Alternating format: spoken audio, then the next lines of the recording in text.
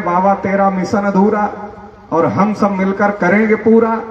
कुछ तो ऐसे होते हैं जिनकी शरीर खुद ही उनके बस में नहीं होती है, वो मिशन क्या पूरा करेंगे।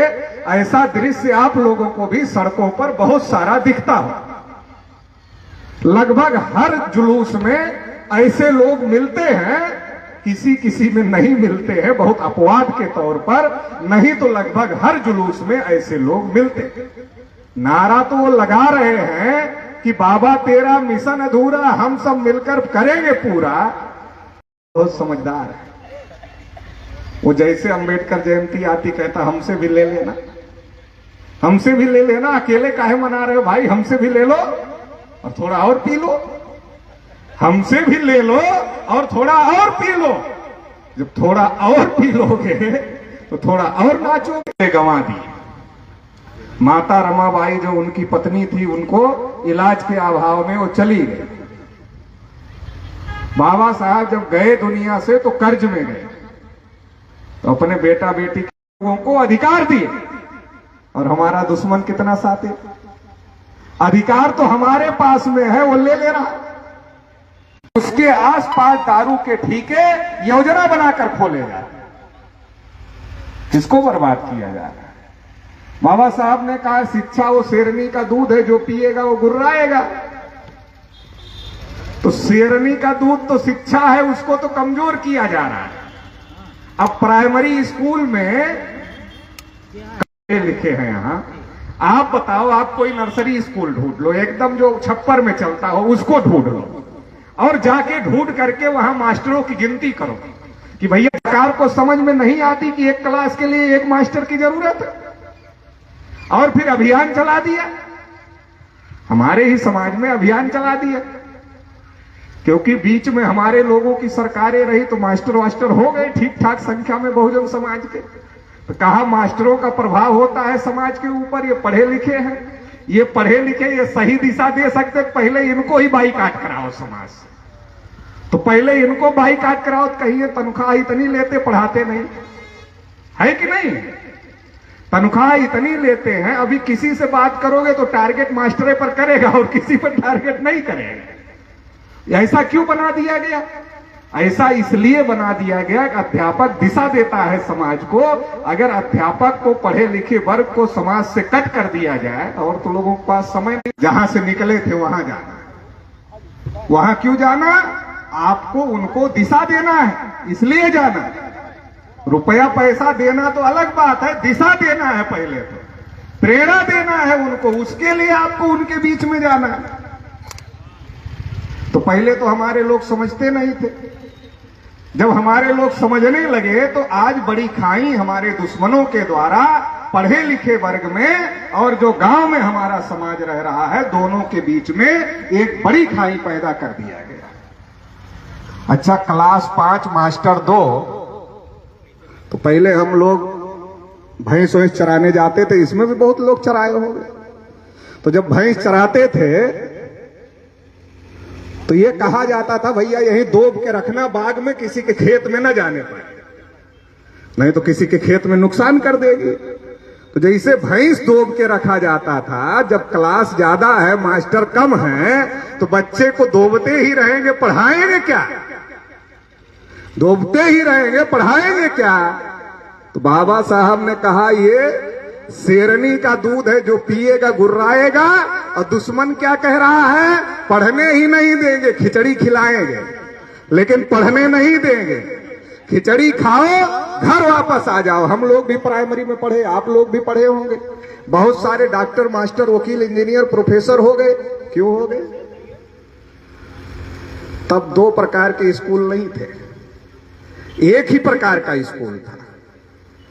तो ज्यादा बड़े लोगों के बच्चे जाते थे, कमजोर लोगों के बच्चे ज्यादा पढ़ने नहीं जाते थे। और अगर गलती से चले गए तो इतना पिटाई होती थी, इतना पिटाई होती थी, इतना पिटाई होती थी कि भाग जाए स्कूल छोड़कर।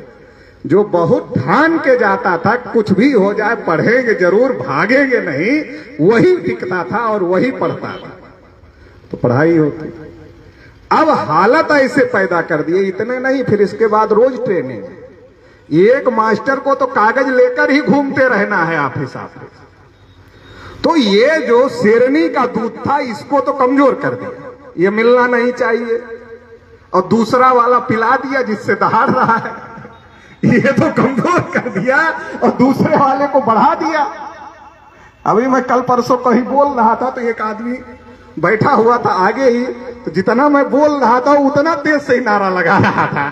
बात उसको भी समझ में आ रही थी, लेकिन नशे में था तो जोर जोर से नारा लगा रहा था, लेकिन बात उसको भी समझ में आ रही थी।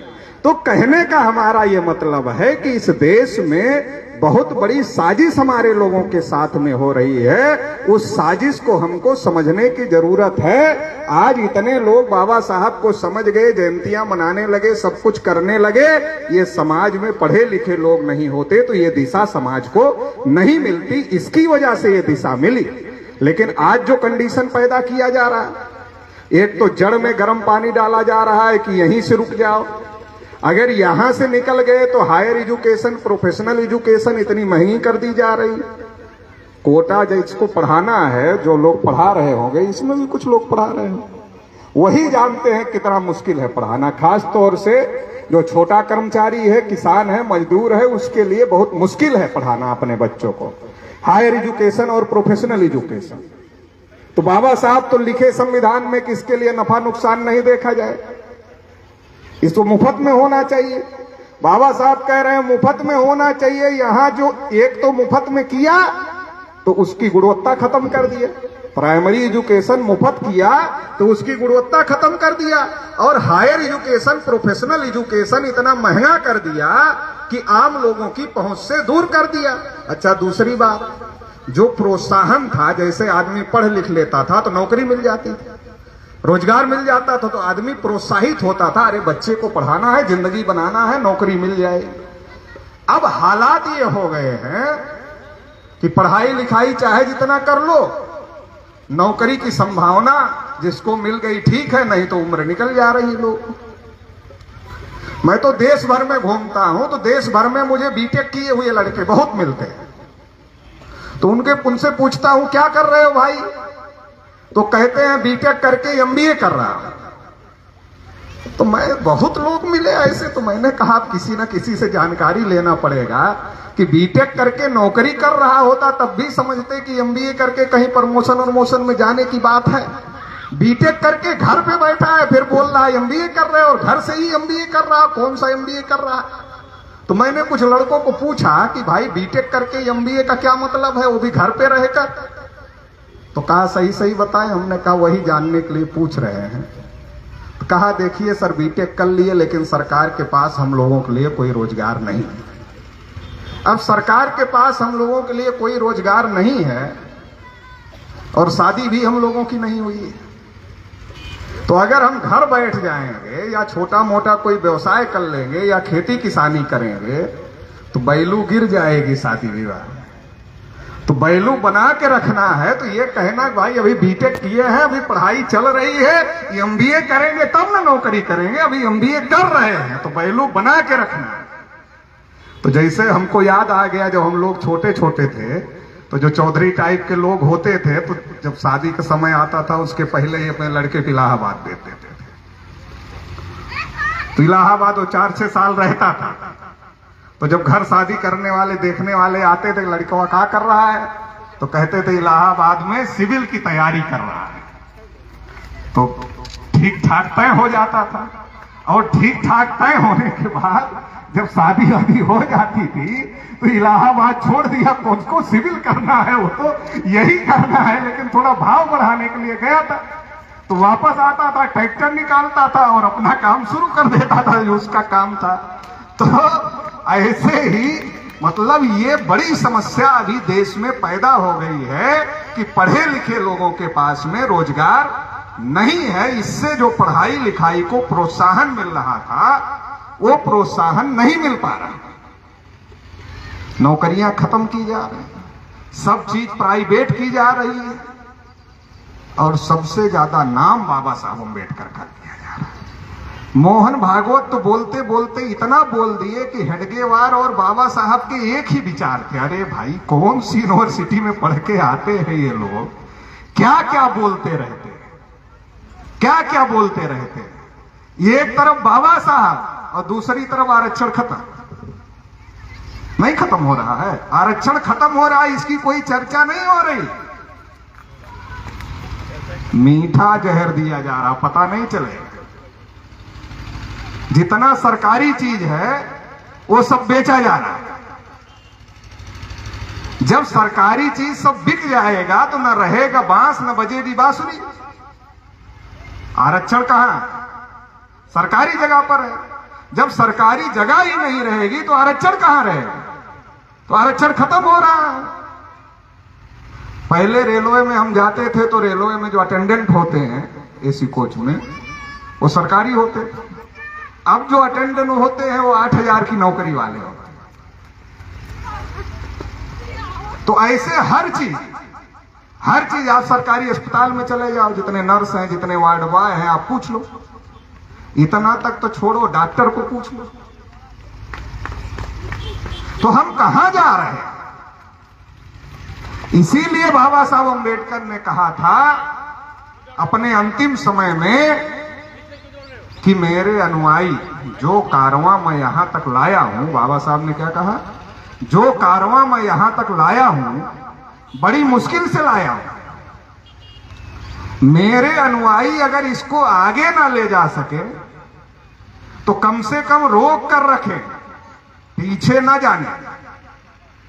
तो ये जिम्मेदारी किसकी? हमारी है, आपकी है, हम सभी की है। हम सभी को मिलकर इस बात को तय करना है कि केवल बाबा साहब का जयकारा लगाने से काम नहीं बनेगा। आज तो फैशन हो गया, मोदी जी भी नतमस्तक हो रहे हैं, योगी जी भी हो रहे हैं, मोहन भागवत भी हो रहे हैं, राहुल गांधी भी हो रहे हैं, देश के हर नेता हो रहे हैं, किसी का नाम नहीं लेना, सब नेता हो रहे हैं।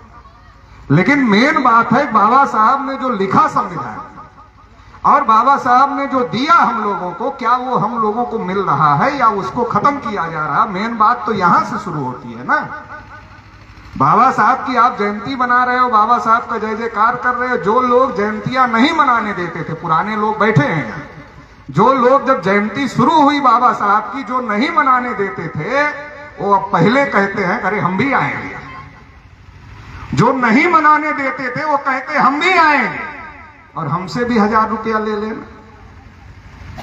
तो अब ये क्यों किया जा रहा है कि नाम लेकर विरोध करके नहीं रोक पाए तो अब मिलकर रोक लो। विरोध करके नहीं रोक पाए तो अब शामिल होकर दिशा ही बदल दो। तो दिशा बदलने का काम किया जा रहा है। तो इसलिए मैं कह रहा हूं बाबा साहब की जयंती मनाना, जयंती दिन हमारे लिए खुशी का दिन है, लेकिन इससे ज्यादा समझने, समझाने और संकल्प लेने का दिन है कि बाबा साहब ने जो हम लोगों को दिया वो हम लोग बचा पाएंगे कि नहीं बचा पाएंगे। इसके लिए हम लोगों को सोचने की, समझने की और सोच समझकर लड़ने का दिन है। चाहे एजुकेशन हो, चाहे आपका आरक्षण हो और चाहे वोट का अधिकार हो, जिसके बल पर बाबा साहब ने कहा कि आप शासन करती जमात बनो। अब आप बताइए, देश का पूरा विपक्ष कह रहा है ईवीएम में गड़बड़ी होती। एलन मस्क जो है अमेरिका का, नाम तो अब सबने सुन लिया होगा क्योंकि अब बहुत मशहूर इंडिया में भी हो गया। तो एलन मस्क जो टेक्नोलॉजी में अभी दुनिया में उसके मुकाबले का कोई आदमी माना नहीं जाता। नासा के जो वैज्ञानिक फंसे थे अंतरिक्ष में, जिसमें सुनीता विलियम्स भी थी भारत की, तो नासा फेल हो गया उनको वापस लाने के लिए। नासा की टेक्नोलॉजी फेल हो गई तो किसकी मदद लिया? एलन मस्क की मदद लिया नासा ने। फिर वो लोगों को धरती पर उतारा गया। एलन मस्क जैसा टेक्नोलॉजी का एक्सपर्ट व्यक्ति कहता है कि ईवीएम में गड़बड़ी की जा सकती है। अमेरिका का राष्ट्रपति ट्रंप कह रहा है। अभी अमेरिका की एक और बड़ी उसने कहा ईवीएम में गड़बड़ी होती चूंकि। तो जब इतने बड़े बड़े विकसित देशों को ईवीएम पर यकीन नहीं, अमेरिका हो, जापान हो, जर्मनी हो, कहीं नहीं ईवीएम है, आप क्यों ला रहे हो? आप क्यों उससे चुनाव करा रहे हो जबकि देश का पूरा विपक्ष इसके खिलाफ खड़ा है और कह रहा है ईवीएम नहीं होना चाहिए? फिर भी आप क्यों करा रहे हैं? तो वोट का अधिकार तो हमको मिला, पहले तो हम इसका उपयोग करना ही नहीं जानते थे। हमारे अंदर समझ ही नहीं थी, क्योंकि बाबा साहब अम्बेडकर के समय जब ये चर्चा हो रही थी वोट का अधिकार को लेकर, तो लोग कह रहे थे जो टैक्स देते हैं और जो पढ़े लिखे हैं उनको ही वोट का अधिकार होना चाहिए। मगर बाबा साहब अड़ गए कि सबको वोट का अधिकार होना चाहिए, तो सबको मिल गया। तो लोगों ने सवाल उठाया, करे ये लोग जब पढ़े लिखे नहीं रहेंगे तो वोट का अधिकार का उपयोग कैसे करेंगे? तो बाबा साहब ने कहा ये प्रैक्टिस करते करते सीख जाए।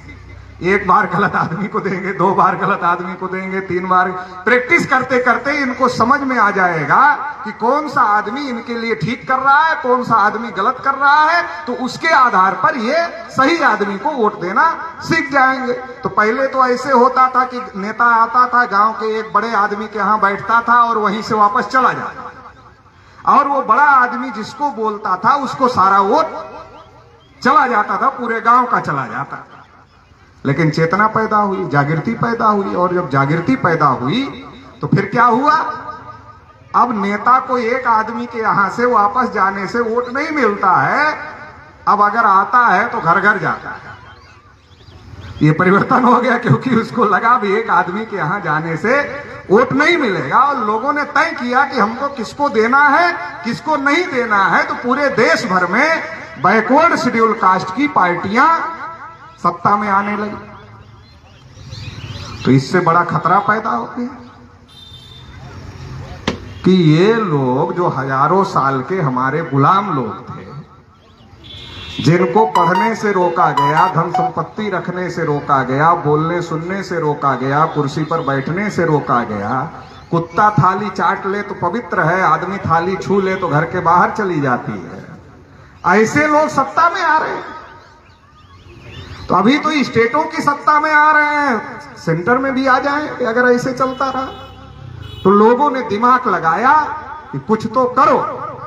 तो पहले तो बूथ कैप्चरिंग शुरू हुई।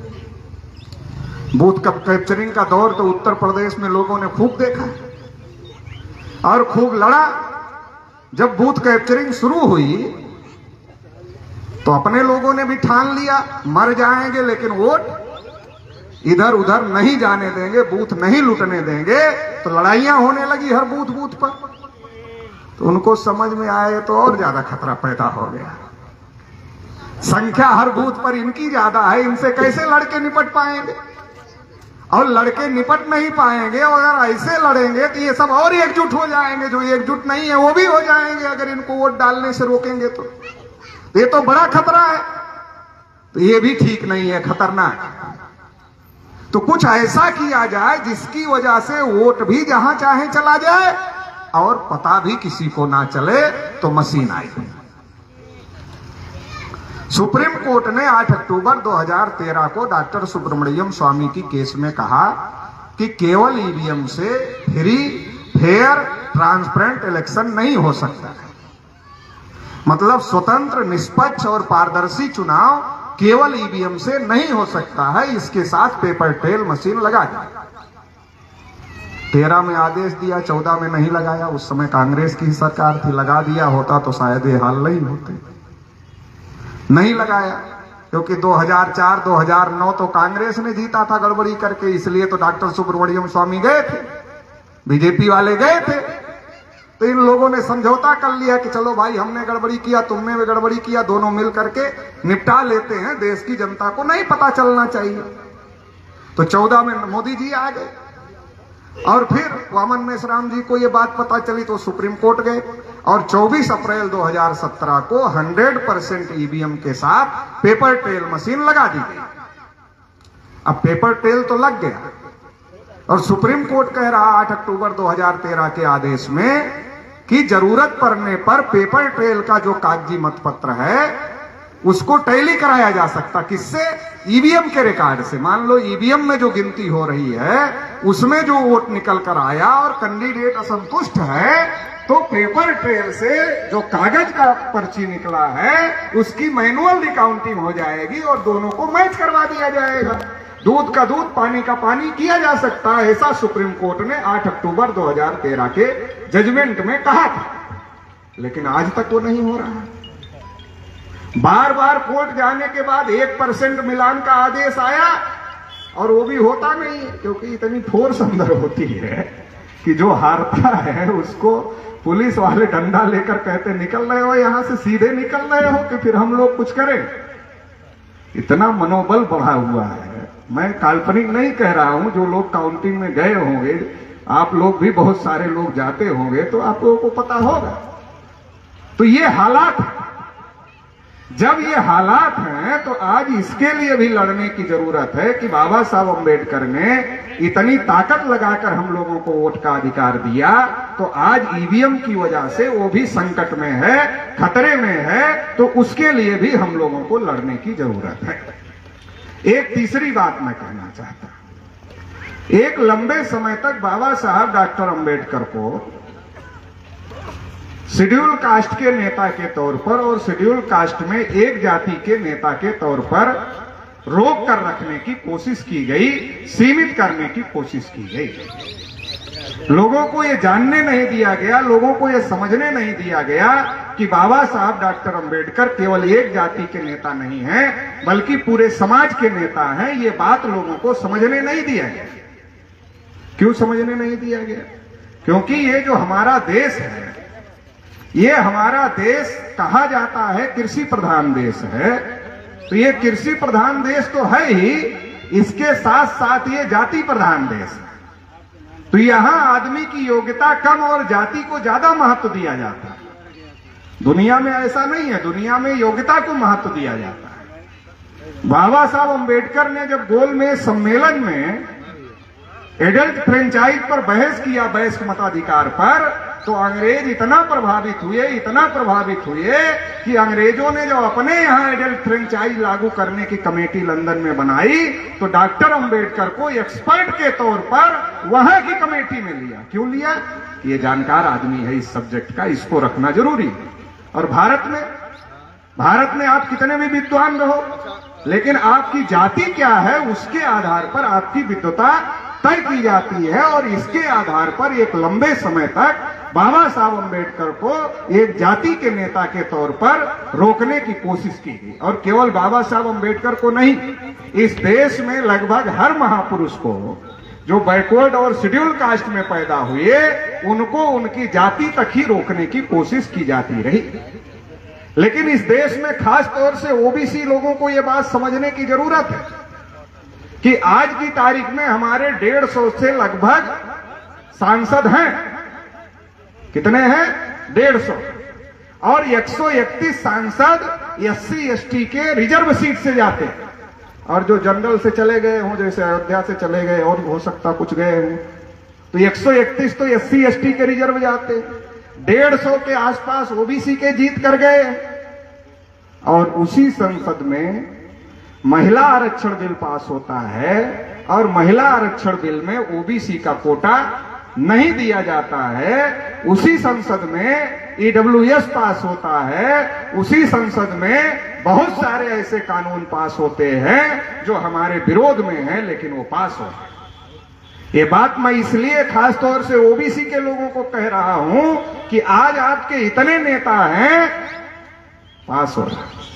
बाबा साहब थे, संविधान सभा में जब ओबीसी का मुद्दा उठाया, बात नहीं बनी कि अभी ओबीसी की पहचान नहीं है। उन्होंने वही लिख दिया आर्टिकल 340 की ओबीसी के लिए आने के बावजूद, तो उन्होंने अपने कानून मंत्री पद से इस्तीफा दिया। कितने ओबीसी के लोगों को पता है बाबा साहब ने जो इस्तीफा दिया था वो ओबीसी का मुद्दा उसमें बड़ा मुद्दा था कि ओबीसी के लिए सरकार आयोग नहीं बना रही थी, इसके लिए इस्तीफा दिया। महिलाओं का जो अधिकार था उसके लिए इस्तीफा दिया। आज तो मंत्री छोड़ो, बाबा साहब तो मंत्री थे। पंच जो होता है, एक प्रधान होता है, उसके नीचे सबसे छोटा जो पदाधिकारी होता है वो पंच होता है। अगर पंच को बोलो कि तुम्हारे समाज को अधिकार, क्योंकि बाबा साहब तो उसी समय पैदा हो गए लगी, जागृति बढ़ने लगी, पार्टी लाइन से अलग हटोगे सदस्यता खत्म हो जाएगी। तो बाबा साहब ने जो संवैधानिक प्राविधान किए और जो अधिकार दिए, आज जो लोग पढ़े लिखे अपने को कह रहे हैं या जो लोग चुनाव जीत कर जा रहे हैं, क्या वो उन अधिकार उस पर अमल करने की जरूरत है कि ऐसा क्या जो बाबा साहब ने कहा कि मेरे कारवां को आगे नहीं ले जा सकते तो कम से कम रोक कर रखो, तो कम से कम रोक कर रखने में हम लोग कामयाब हो जाएं। ऐसा क्या किया जाए, ये बात हम लोगों को सोचने की जरूरत है, समझने की जरूरत है और अपने समाज को समझाने की जरूरत है। नहीं तो मूर्तियों पर माला, विचारों पर ताला, और वो माला डालकर समर्थन ले लेगा और अधिकार उसके बारे में गलत बातें, नाम महापुरुष का, फोटो महापुरुष का, बात अपनी। तो जब हमारा समाज जागृत नहीं रहेगा अपने महापुरुष के बारे में तो उनकी बात मान लेगा। और अगर हमारे समाज को पता होगा कि बाबा साहब ने कहा था कि मैं हिंदू धर्म में पैदा हुआ, ये हमारे बस में नहीं था, लेकिन मैं इसमें मरूंगा नहीं, ये मेरे बस में, और इसको लात मार दिया था 1956 में विजयदशमी के दिन। ये बात अगर पता रहेगा तो उनके झांसे में नहीं आएगा, और अगर नहीं पता रहेगा तो उनके झांसे में आ जाएगा। तो इसलिए बाबा साहब की जयंती मनाने के साथ साथ बाबा साहब के विचार भी घर घर पहुंचे, इसकी जरूरत है। बाबा साहब को पढ़ने की जरूरत है, बाबा साहब को समझने की जरूरत है और समझकर समाज को समझाने की जरूरत है, ताकि समाज को सही दिशा दिया जा सके। नहीं तो हमारा दुश्मन हमारे लोगों को गुमराह करके, हमारा समर्थन हासिल करके हमारे खिलाफ ही काम करेगा। तो इसलिए आज का दिन हमारे लिए संकल्प दिन है। हम सभी जो यहाँ लोग बैठे हैं, हम लोग संकल्प लें कि बाबा साहब डॉक्टर अंबेडकर, आपकी वजह से हम पढ़े लिखे लोग पैदा हुए हैं और आपकी बड़ी उम्मीदें थी हम लोगों से, तो हम लोग उन उम्मीदों पर खरे उतरे। क्योंकि जब कालेलकर कमीशन बना तो कालेलकर कमीशन में जो बैकवर्ड लोग थे वो बाबा साहब के पास गए और कहा क्या कर दें इन लोगों के लिए, ओबीसी के लिए, कि भला हो जाए। तो बाबा साहब ने कहा उनमें बड़े लोग पैदा कर दो। तो कालेलकर कमीशन के जो मेंबर थे वो समझ नहीं पाए बड़े लोग पैदा करने का क्या मतलब है। तो उन्होंने कहा क्या बड़े लोग पैदा करने से क्या मतलब है। तो कहा जिस समाज में 10 डॉक्टर, 20 इंजीनियर, 30 वकील पैदा हो जाएं, उस समाज की तरफ कोई आंख उठाकर नहीं देख सकता। और वही बाबा साहब अंबेडकर जो 1953 में कह रहे थे कि जिस समाज में 10 डॉक्टर, 20 इंजीनियर, 30 वकील पैदा हो जाएं, उधर कोई आंख उठाकर नहीं देख सकता, वही बाबा साहब अंबेडकर 1956 में आगरा में आए, रामलीला मैदान में दुखी मन से कहा मुझे पढ़े लिखे लोगों ने धोखा दिया, अनपढ़ों से मुझे कोई शिकायत नहीं है। मतलब जिनसे उम्मीद लगाया था, बड़ी कुर्बानी देकर जिनको पैदा किया पढ़ा लिखा वर्ग, वो उनकी उम्मीदों पर खरे नहीं थे, इसलिए बाबा साहब दुखी हुए। तो आज हम लोगों को, यहाँ बैठे लोगों को ये संकल्प लेना है कि बाबा साहब जब जिसने धोखा दिया होगा, लेकिन हम लोग आपको धोखा देने वाले नहीं हैं। और हम लोग आपका जो मिशन है, आपका जो आंदोलन है, आपका जो कारवां है, उसको आगे बढ़ाने के लिए काम करें। और इसलिए आप लोगों से अपील करते हैं कि अपना कुछ बुद्धि, अपना कुछ पैसा, अपना कुछ समय, अपना कुछ श्रम आप इस मिशन के लिए रोज लगाइए। केवल एक दिन जयंती के दिन मत लगाइए, बल्कि रोज लगाइए। अपने भाई बंधुओं के बीच में गांव में बैठिए, 10, 20, 25, 50 लोगों के साथ में बैठिए, उनको समझाइए, उनको बताइए कि बाबा साहब का मिशन क्या था, उनका लक्ष्य क्या था, क्या हो गया, क्या नहीं हो गया, क्या करना जरूरी है, किस लिए लड़ना जरूरी है। ये सारी बातें अगर हम अपने समाज को समझदार बनाएंगे तो आने वाले समय में ये लड़ाई मजबूत होगी। क्योंकि इस देश में संख्या हमारी है, निराश भी होने की जरूरत नहीं है, क्योंकि संख्या हमारी है, संविधान हमारे फेवर में है। निराश नहीं होने की जरूरत है, काम करने की जरूरत है। अगर हम लोग काम करेंगे तो दुनिया में जितने बड़े से बड़े तानाशाह थे, जब जनता खड़ी हो गई, या तो सरेंडर कर दिए, या तो आत्महत्या कर लिए, या तो देश छोड़कर भाग गए। अभी बांग्लादेश की प्रधानमंत्री भारत के शरण में है ना। तो दुनिया से बड़े तानाशाह जनता के सामने नहीं टिक पाते हैं। तो यहां तो लोकतंत्र है। तो अगर हम लोग अपने समाज को जागृत करते हैं, संगठित करते, बाबा साहब ने कहा शिक्षित करो, तो शिक्षित करो तो केवल किताब की पढ़ाई का मतलब नहीं है। केवल किताब की पढ़ाई में सिलेबस वो बनाते हैं, उसमें बाबा साहब का तो है नहीं। तो वो जो बचा हुआ है, किताब की पढ़ाई बच्चों को स्कूल से पढ़ने दो, और बाबा साहब का, महापुरुषों का संघर्ष पढ़े लिखे लोगों की जिम्मेदारी है कि वो समाज को पढ़ाने का काम करें, तब जो बाबा साहब कहते थे शिक्षित करो, तब वो शिक्षित करने का मतलब है। केवल एकेडमिक एजुकेशन का मामला नहीं है, सोशल एजुकेशन होगा तब शिक्षित का मामला है, जो बाबा साहब चाहते थे। तो शिक्षित करना है, हम लोग शिक्षित हैं तो शिक्षित करना है, संगठित करना है और फिर संघर्ष करना है, सड़कों पर